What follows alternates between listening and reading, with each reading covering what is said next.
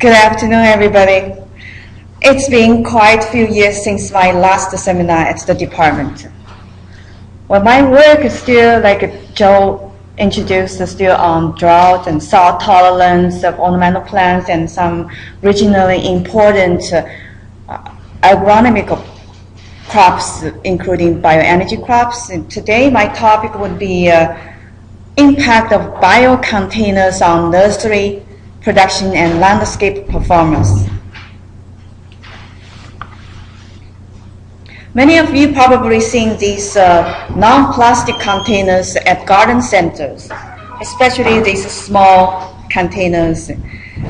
This is because the increased demand from consumers for sustainable greenhouse and nursery products. Therefore, many growers are exploring ways to make their product more green. And using biocontainers is one of the practices to make more greens for the green industries. Plastic containers have been used for greenhouse and nursery production since 1960s. And these containers have made large-scale production possible and have provided convenience for shipping and handling. And also they are very strong, lightweight, durable, low cost, and you can make any shape you want, any color you want. However, plastic production uses part of the word petroleum, which is not renewable. And plastic container disposal represents 20% of the waste stream by volume. Also, used plastic containers primarily disposed to landfills with minimal recycle. And they are not biodegradable, and they are extremely durable and strong, and they will persist for decades, if not for millennia. Type of those containers I would call, accurately we should call alternative container, because not all of them are bio-container, not all of them are biodegradable. And mainly from three types: recycled plastic fabric and composted containers and plantable container. Recycled plastic fabric is produced from recycled plastic bottle, like this water bottle, which end up with landfills. And this is one of the examples, that's a root pouch. Compostable container are those designed to be separated from plants at planting and disposed separately. They are not quickly biodegradable in landscape. Plantable containers are capable of withstanding watering and handling during short-term greenhouse and nursery productions. Once planted, they are expected to break down quickly, and plant roots can penetrate the pot wall and grow into the soil surrounding. And these type of containers, of course, because you do not have to separate them, they can save planting time and cost. The rate of degradation depends on the pot type, the pot material, what kind of material you use, and the environment, and also the soil conditions. Plantable pots like this one, this is the cow manure. They degrade quickly.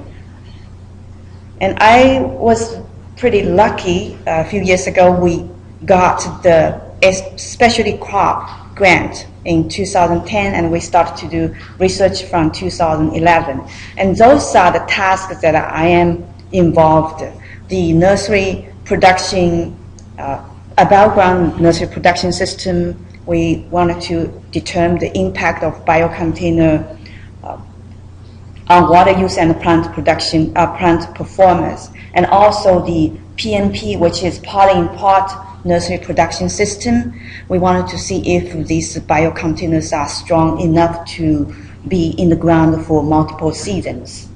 And also, I was involved in landscape setting task, which is to determine the impact of biopods on plant performance and how quickly these biocontainers will degrade after they planted in the ground. And these are the tasks in our project that I'm not directly involved in. Carbon footprint of selected biocontainers and impact of mechanized systems on biocontainer integrity and the standard greenhouse production practices on pot wall degradation, and also the economic analysis. Universities involved in this project: Mississippi State University, which is the Crystal Spring Research Center, and Michigan State University in East Lansing, University of Kentucky, West Virginia University, University of Illinois. Our project director was in University of Illinois, but he moved to BYU probably less than 2 years ago, and Rutgers University and University of Arkansas. So these are the tasks that I just said, and I wanted to talk about the first task, the above ground nursery production system. We used the 1 gallon containers. And so at the beginning of this project, we spent a lot of time trying to look for bio containers, which is 1 gallon or above. However, it was so difficult. We only found 2 1 gallon bio containers that year. That's Western pulp and the cold fiber grow container. Actually, the cold fiber grow also made from pulp, so they are the same material but a different manufacturer. But we didn't have any other choice, so we just went ahead and conducted the studies, and we used the plastic container as a control. And for species, this is we used the euonymus. This is 5 location study, so we try to be everything the same material mass wise. So the substrate was donated by a Michigan company. That's the standard substrate, 85% pine bark and 15% peat. That's the setup in El Paso. Because we multi-location, we wanted to use the same irrigation protocols, and this is the data logger with the soil moisture sensors and also the control system. We basically, for each plot, we have 2 soil moisture sensors, and before the study, we calibrate each sensors individually. And so based on the soil moisture sensor reading and the volume of the containers, we can estimate the water use, daily water use, and then replace the daily water use and to see how it works. However, because of the sensor, my opinion is the sensor, we used the EC5, which is the short version, only 5 centimeter long sensing part, not because this is 1 gallon. For the 10 HS, that would be a little too long. And we had 3 type of plots, so we had 9 plots, that's 3 replications and minimum of 15 plants per plot. And we take quickly go to the results. And for plant growth, which was not affected by type of containers, and daily water use, which is probably bad news for biocontainers, because the wall is not like a plastic. It's permeable to some degree to the water and air, so water actually lose quickly than plastic containers. And this is kind of average plots, and this is the worst one. And irrigation because we had to follow the same protocol. However, even at the beginning, the sensors performed good. A few days later or a few weeks later, some sensors not performing good, and they wouldn't give you the accurate daily water use. And then the program run that way. You gave them less water, so the plant becomes stressed, and if continuously irrigate using that program, the plants actually get more stressed with time, and eventually they die. So that's the growth index data, and actually dry weight data, the same thing. There was no differences among containers.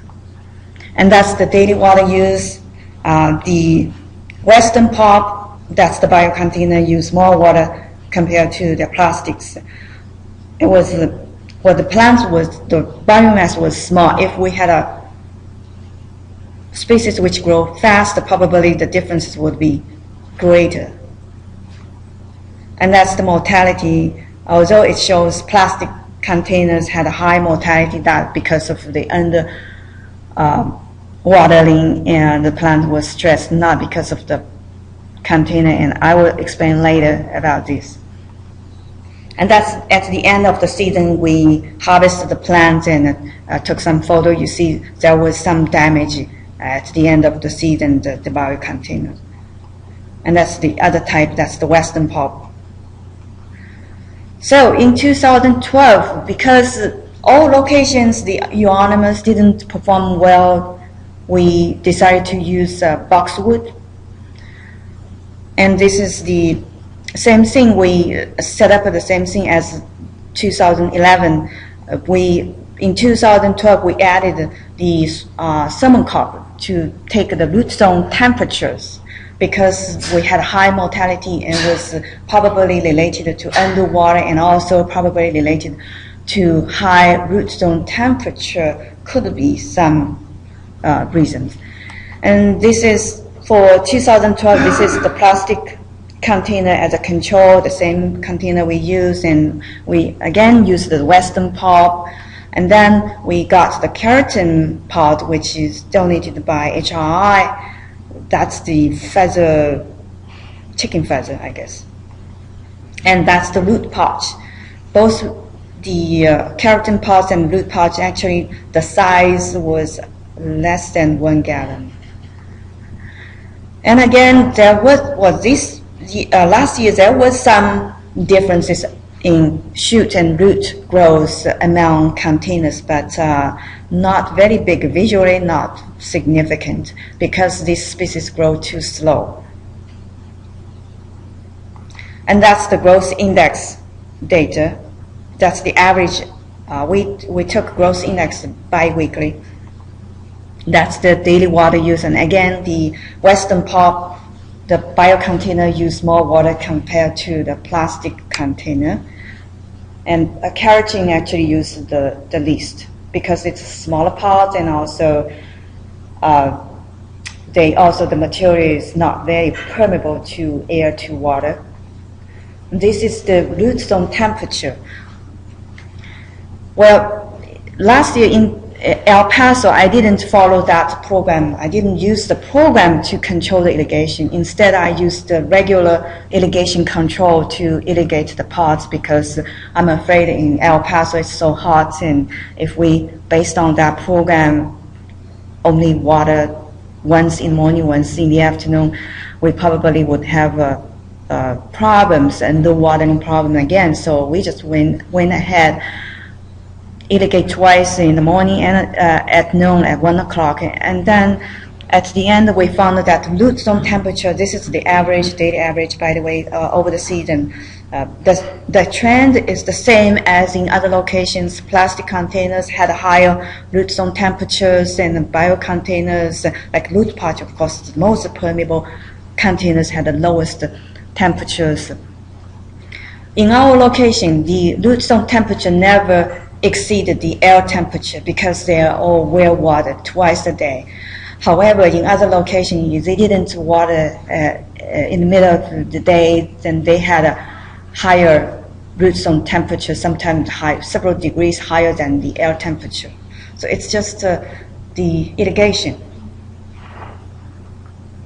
So summary for the above ground nursery production, the plants in 2012, plants in plastic and keratin pots had a slightly better growth. And water use was higher in the bio containers compared to plastic containers. And root zone temperature were higher in plastic containers. However, they are always below air temperature most of the time if the pots is well watered. So in this year, because the first year the euonymus didn't grow well, and the second year the boxwood grows so slowly, and this year we are going to use the blue spirea. This one is grow faster. We wanted to see if this one would give us some differences. And this year we will continue use the western pop, and we will add the core part, which is the coconut fiber. So we will see what would give us. So now the second task, which is again nursery production. This is the PNP potting pot system. And again, in 2011, we spent a lot of time trying to find larger pots for PNP system. However, we only found the same two kinds of biocontainers, the western pop and the cold fiber nursery pots. And again, both of them made from polypropylene, same material but different manufacture. And we used the 7-gallon plastic container as control. Because the shape of the biocontainer is not like the standard plastic container, so we had to use a 15-gallon plastic container as the socket pot. And for plant species, we used the river birch. So you see, this type of shape, actually, they could not fit into the standard plastic container, so we had to use the 15-gallon socket pot. And in between this, the inner pot and the socket pot, we had to use some packing material to stuff it. This is the students' they were planting the river birch in the summer of 2011. By the way, this is the plot probably Rio, you remember. We will try to raise the ground to do some so-called lysimeter. And since we are not using that plot, so we use this. We just in between the holes we made and make another hole to conduct these studies. And that's last year, July. So for growth state, again, there was no difference between among the three container types. And the diameter also no differences among the biocontainers. So this is the whole year. We took bi-weekly, so like June. Here missed the August data, but anyway, there was no difference. And shoot and root dry weight among containers, there was no difference. This is the photo at the end of the second growing season, and you see this one was the most damaged, the greatest damage, and this is the intermediate, and that's the best one. So you see these biocontainers are not durable for 2 years under the ground. So again, I already said that no difference among pot type, and they are not durable for 2 growing seasons. Did you say what the packing material was? You say you used some packing material between the socket and the pot. Did you mention what it was? Oh, just regular packing material stuffing. For shipping?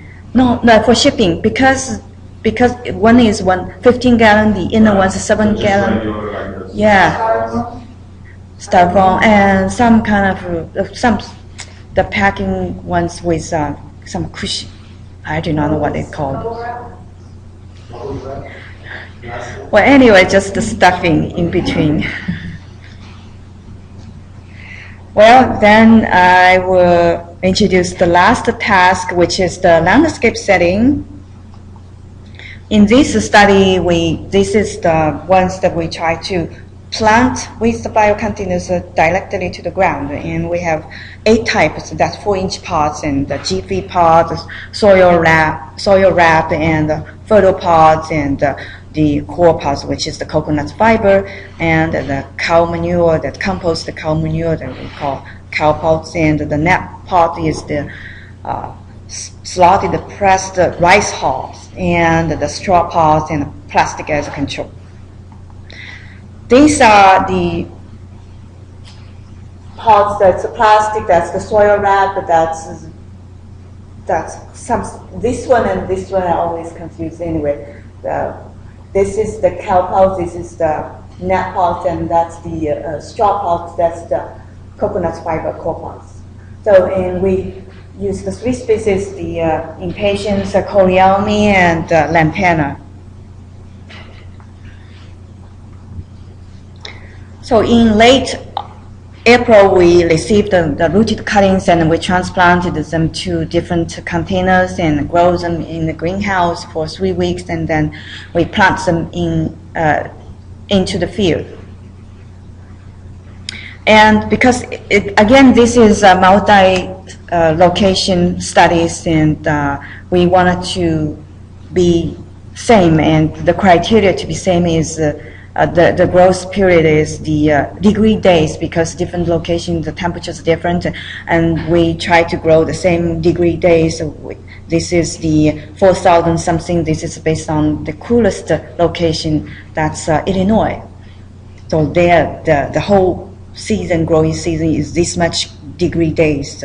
So in El Paso, if we plant them in mid-May, then we reach this much degree days by late August.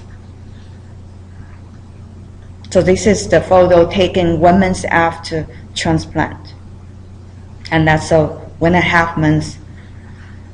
And that's almost 2 months. You see the Impatiens didn't grow up very much. And that's close-up pictures, 2 months. By late July, we started to notice the decline of the 2 species. One is the Cleome and the Impatiens.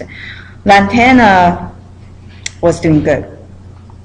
Of course, you can imagine in El Paso, even though the Impatiens, that cultivar is heat tolerant, they still cannot stand that desert environment.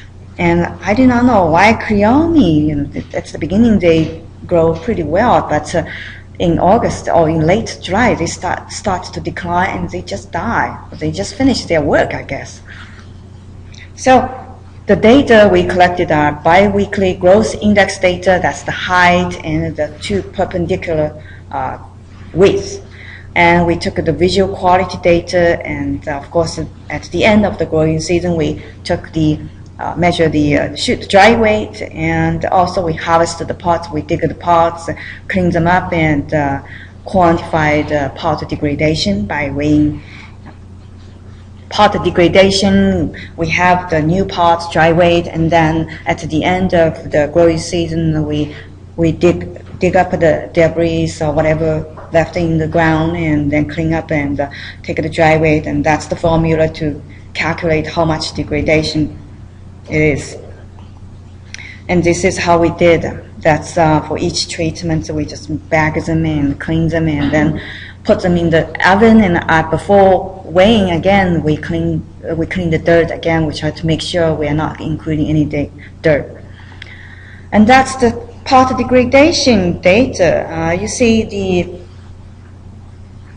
soil lab over 90% degraded, and the manure, cow manure, over 80%, and that's the net pot, that's the rice hull, only 5%.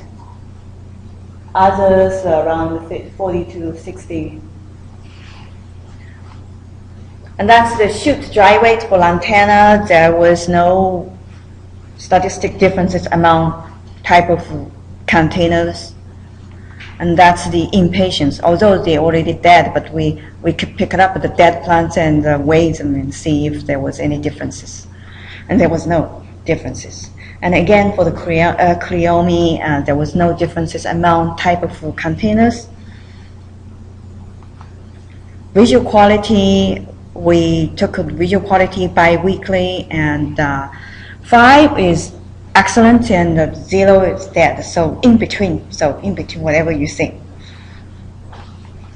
And that's the visual quality data for Lantana. Lantana at the beginning, because they were very small, they were not established yet probably. So establishing took a few weeks. And then they just stay there and grow crazy, you know. They love the desert environment. And that's the Cleome. Cleome actually, when we planted, they already full blooming, and they were good for a while, and then they start to decline. So you see this visual quality data. Eventually, most of them die, just with some a little bit green. And Impatiens, even at the beginning, they were kind of struggle. They were not perform excellent. So that at the end, most of them die. So similarly for 2011, plant performance was influenced by climate, not by type of pots. And pot degradation was not affected by plant species, but the pot material. So in 2012, we continued, but in El Paso, I insisted that I can continue use the Lantana, but I'm not going to use the Impatiens and Cleome. And all other locations, they repeated the same species. So I just replaced with Boudia and Artemisia. And we started a little late. We received the cuttings in early May, and then we planted in late May, and we harvested in early September. The harvest took like 2 weeks. And this is the photo taken right after transplanting. This is the photo taken at the end of July. You see they look pretty well. And that's my crew. They are taking growth data. Late season, it was so difficult to measure the weeds, just the height for these Lantana and the Boudia. So for Lantana, there was some differences among biocontainers. The soil wrap and the rice hull, the soil wrap was best for Lantana, and the rice hull was also good. But for Lantana, of course, you probably do not wish the plant grow so quickly. It's okay if they slow down. That's fine for landscape. We're not doing production. And Boudia, again, the rice hull and the soil wrap was doing good, and this one, the core parts also doing good. And Artemisia was kind of a struggle. Rice hull was the best, looks like. So, but anyway, the growth differences is not so significant. It's commercially not significant, and even for landscape with appearance not so significant. And pot degradation here, probably I didn't put it in the same order. That's the one. This is the one that was different from previous years. The soil wrap in the previous year, we only had a strip left. You know, we only find a little bit debris at the end of the growing season. However, for the last year, we constantly find about half of the material is still there. I think the manufacturer probably did something. They powder coating or whatever, or the thickness of the paper. I do not know. It's just some differences. The cow manure, the same thing. Last year was around a little over 80%. This year, the previous year, 2011 and 2012, both similar. Others were similar, but the soil wrap was different. And this is the soil wrap. So this is 2012. We got this big piece left over, but previous year only the very narrow strip. So for this task, the impact of container on plant performance varied with the species, and plant species did not affect the container degradation, which is varied with container material. So in conclusion, the impact of biocontainer on plant performance, in my opinion, is very small, or you can see minimal, for nanoscale performance, and container durability, degradability depends on the material, how you handle it, and also depends on how the cultural practices and the weather. Although I don't have other locations data, but I can say pretty much this is correct. Water use, more water for biocontainers, that's not good news. But you got a greener product, so you cannot ask more. Substrate temperature, no big differences as long as they are well watered. Marketing, well, Dr. Hall, what do you think? Well, the studies that we've conducted on the willingness to pay on the part of consumers for plants that are sold in biodegradable pots indicate that there is indeed a willingness. For the ricel pot, there was a 53-cent per pot premium that they would pay. Mm-hmm. We used a straw pot as one of our pots, and there's 23-cent premium. And then the cornstarch based pot, I forget what it was, 17 cents or whatever, but in all three cases, there was a willingness to pay on the part of the consumer. Now, those were not just stated preferences, where we asked the consumer through some sort of conjoint analysis, are you willing to pay more? And because those are simply stated, these are experimental auctions in which those were revealed preferences, and the consumers had to turn loose and cold hard cash. Mm-hmm. And so through the experimental auctions, we determined that they're willing to pay. So there you've got the conundrum. The pot costs more. It takes more water. It doesn't benefit the plant at all, but it's a greener, supposedly, quote unquote, more environmentally friendly plant. So what's the rate of acceptance for the future? Probably what it's been over the last 3 years. Slow, minimal. Yeah, that's when we try to get the big pots, like this year we tried to purchase the core pots, which is 1 gallon. Coconut fiber. It's pretty expensive. I was wondering if the growers wanted to spend this much money if they don't end up with a better plant product. They try to have the Caliper. Well, it didn't include the Caliper pots, but it is an